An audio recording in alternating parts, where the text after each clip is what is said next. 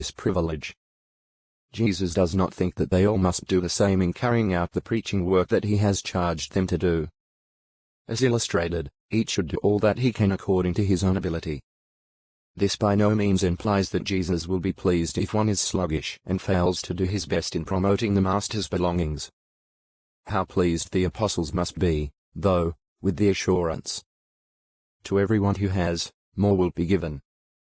Jesus gives the illustration of the talents in the illustration of the talents, who is like the master, and who are like the slaves. What lessons does Jesus teach his disciples? 113, 263. On the Mount of Olives, Jesus has just related the illustrations of the 10 virgins and of the talents. How does he end his answer to the apostles' question regarding the sign of his presence and of the conclusion of the system of things? He does so with a final illustration, one about sheep and goats. Jesus begins by establishing its setting, telling them, when the Son of Man comes in his glory, and all the angels with him, then he will sit down on his glorious throne. Matthew 25:31. He leaves no doubt that he, Jesus, is the central figure in this illustration. He often called himself the Son of Man.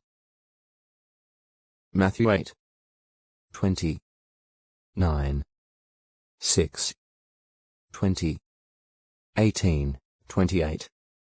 When will this illustration find fulfillment? It is when Jesus comes in his glory with the angels and sits down on his glorious throne. He had already spoken about the Son of Man coming on the clouds of heaven with power and great glory and with his angels. When would that be? Immediately after the tribulation. Matthew 24, 29-31. Mark 13, 26, 27. Luke 21, 27. So this illustration is to find fulfillment at Jesus' future coming in glory. What will he then do? Jesus explains. When the Son of Man comes, all the nations will be gathered before him, and he will separate people one from another, just as a shepherd separates the sheep from the goats. And he will put the sheep on his right hand, but the goats on his left. Matthew 25, 31-33. Regarding the sheep, separated to the favored side, Jesus says, then the king will say to those on his right, come, you who have been blessed by my Father, inherit the kingdom prepared for you from the founding of the world. Christ in power judges the sheep and the goats. Matthew 25, 31-46, 264. Matthew 25, 34. Why do the sheep receive the king's favor?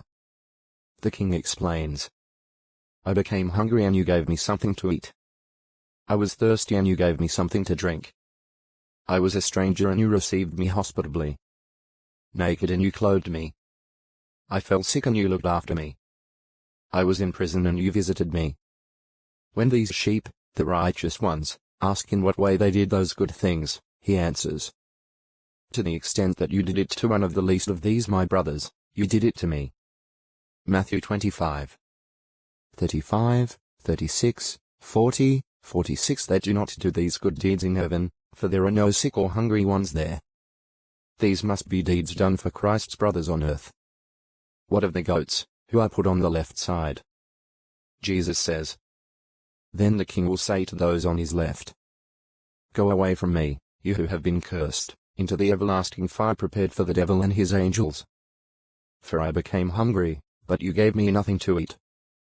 And I was thirsty, but you gave me nothing to drink. I was a stranger, but you did not receive me hospitably. Naked, but you did not clothe me. Sick and in prison, but you did not look after me. Matthew 25, 41-43. This judgment is merited because the goats failed to treat Christ's brothers on earth kindly, as they should have done. The apostles learn that this future time of judgment is to have permanent, everlasting consequences.